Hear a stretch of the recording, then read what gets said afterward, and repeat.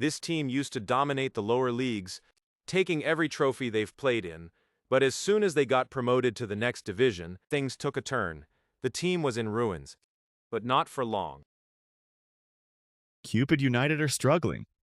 The fans are angry, and the board made one final decision. They hired me. So without hesitation, I signed the contract and I met the board. And then on I met the players.